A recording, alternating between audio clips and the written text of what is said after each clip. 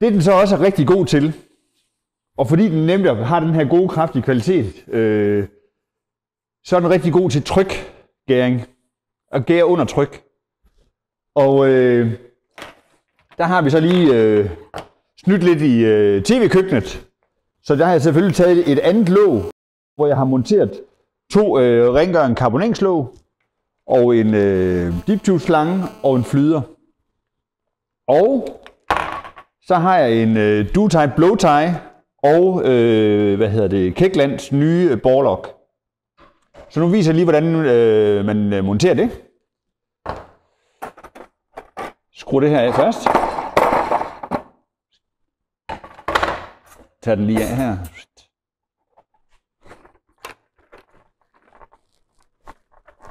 Så lige lommen der, det er perfekt.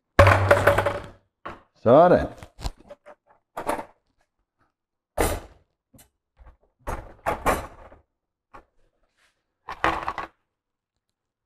Så deep tube, det vil sige, at du altid suger på overfladen. Det vil sige, at den suger aldrig bundfald op. Så ned med den. På med låget. På med omløberen. Sådan. Og så kan man indstille trykket, mens man gærer. Det vil sige, at når den er færdiggæret, så er den faktisk også færdigkarboneret. Det vil sige, at man kan tappe direkte fra gæretanken ned på flaske, eller bruge den som fustage og koble den direkte på en fadølsane. Så det bliver ikke meget smartere.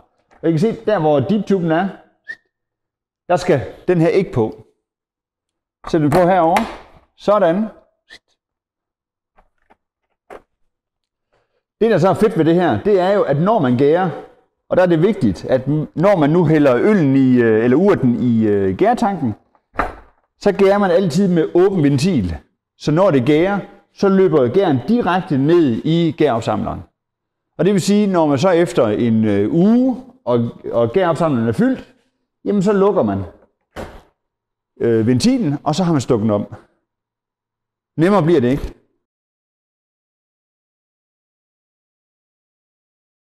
Og så den her fine nye Fermsilla 3. generation med tri-clamps. Den koster 1349, og der giver vi så 25% rabat her i januar udsalg. Og tag ind og se på vores hjemmeside, hjemmebryggeren.dk, og se alle vores gode tilbud. Også hvor den her indgår i en masse forskellige sammenpakninger med bryggeanlæg og sager. Vi har rigtig, rigtig mange gode januar udsalgstilbud.